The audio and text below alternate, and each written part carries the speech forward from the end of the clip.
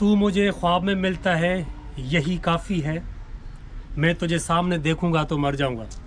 दोस्तों, मुर्शिद जॉन एलिया जो ही शेर है जैसे नौजवान ज़्यादातर मुर्शिद करे मञींदा आहिनि। ऐं मां ज़ारी ॻाल्हि आहे बुक फेयर लॻाईंदो आहियां, जॉन एलिया जा किताब बि मूं वटि पिया हूंदा आहिनि। ऐं जेके ज़्यादातर जेके नौजवान हूंदा आहिनि चवंदा आहिनि यार मुर्शिद जो किताब ॾे, पोइ मां परेशान थी वेंदो आहियां। हिकु चकर मूंखे नौजवान चयो त यार मुर्शिद जो किताब ॾे, मां परेशान थियुमि। पोइ हुन खां पुछियुमि त यार मुर्शिद आहे केरु आख़िर। सो हुन मूंखे चयो त यार असांजो जेको मुर्शिद आहे उहो मुर्शिद आहे जॉन एलिया। सो जॉन एलिया बि हिन कैमरामैन खे चवंदुसि त हे क़बरूं ॾेखारे।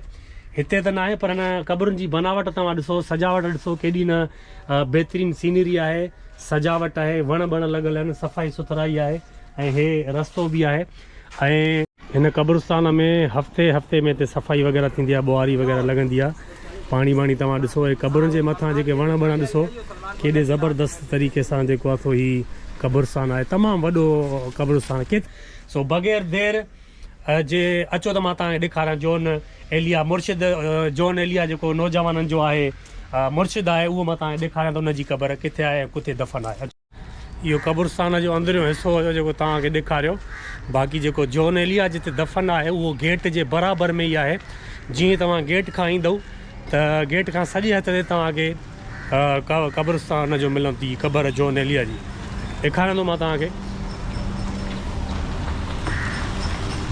ही गेट आहे जेकी तव्हां ॾिसो था ऐं उनजे बिल्कुलु दोस्तों हीअ आहे जॉन एलिया जी आख़िरी आरामगाह।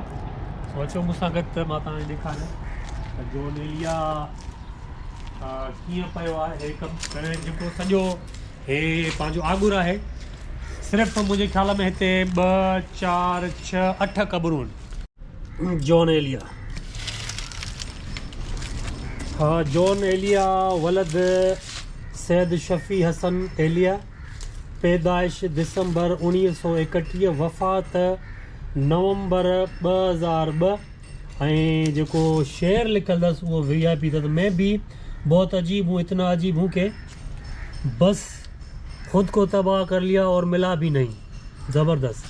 सो ही जॉन एलिया जी मुर्शिद जी नौजवान जेके चवंदा आहिनि मुर्शिद जॉन एलिया, ही उनजी क़बर, उनजे मथां गुल विछायल ऐं मथां वण लॻल ऐं ॿियूं जेके रिश्तेदार जॉन एलिया जा आहिनि उहे बि संदसि हिते क़बरूं आहिनि।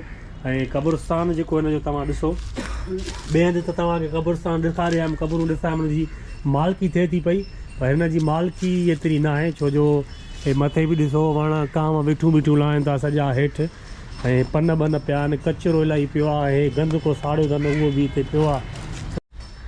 सखी हसन, नाज़िमाबाद में सखी हसन आहे क़ब्रस्तान, वॾो क़ब्रस्तान आहे।